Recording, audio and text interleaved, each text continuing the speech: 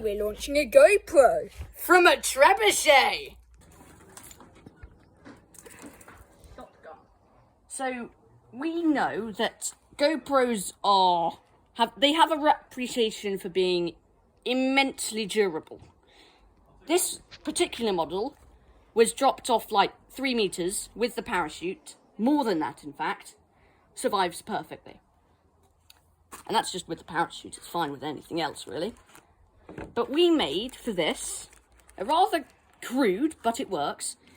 It's kind of a plastic bag comprised of bubble wrap, bottom's nice and cushioned, and into this, we put our GoPro. We then point the GoPro out of one of the window bits, and this should stay in. Of course, it may need some tape at the top, just to help it stay in. We can do that later before launch. That is how we're going to protect our GoPro. So we've taped the top shut, so now the GoPro, when it's hanging, doesn't fall out and it still sees relatively clearly.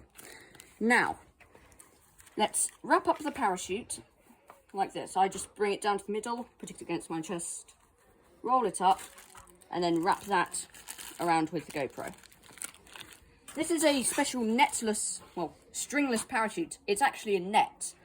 This means that unlike other models, especially actual parachutes, it doesn't get tangled, meaning that whatever happens, this will almost certainly deploy. Now, back to prepping. I get our sling and our cargo, and we put it together like this. I can wrap the edges around our cargo. Notice that I've put it upright. This is so that it can't fall out like that as it gets dragged along.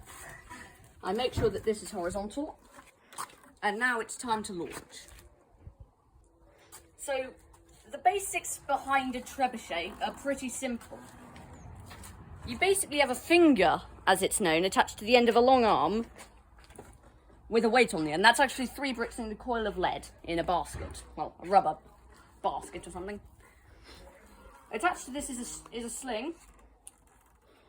And basically, we put our cargo in here, hook the end on here, and then as this flies up, the sling flies out, the top flies off, it opens up, the cargo sails away into the distance to hit whoever or whatever it hits, really.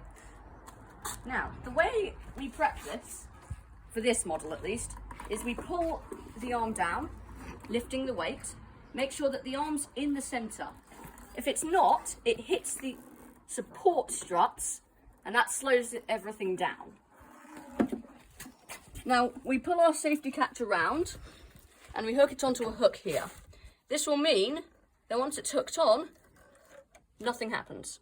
I can let it do anything it wants. Now, we put our sling and we feed it under our safety catch, making sure that we hook the loop onto the nail. This is important because that means it can fly off. Now, we pull our sling back, making sure that it's now vertical. We can now rest it on there. We grab our ammunition, which will, of course, be the... Normally, I'd be firing this kind of thing, but today we'll be firing the trebuchet.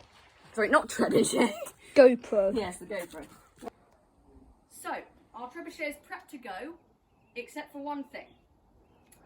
I need to depress this with my foot to make sure that we've got maximum length that this thing can fling. Then I can unhook our safety catch and then pull it out of the way. You now see that as I move my foot, the arm will move. Now, I can right this round so it's perfectly straight, and then I'll launch when Theo gives me the go. 5, 4, 3, 2, 1. Successful deployment. Recovery successful. Yep. 5, 4, 3, 2, 1. Launching. Deployment. Recording. Give me a countdown. 5, 4, 3, 2, 1.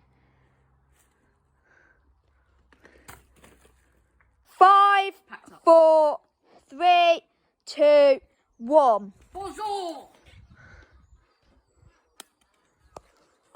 going to do a test without the bubble wrap. 5, 4, 3, 2, 1. Bonjour. Successful recovery.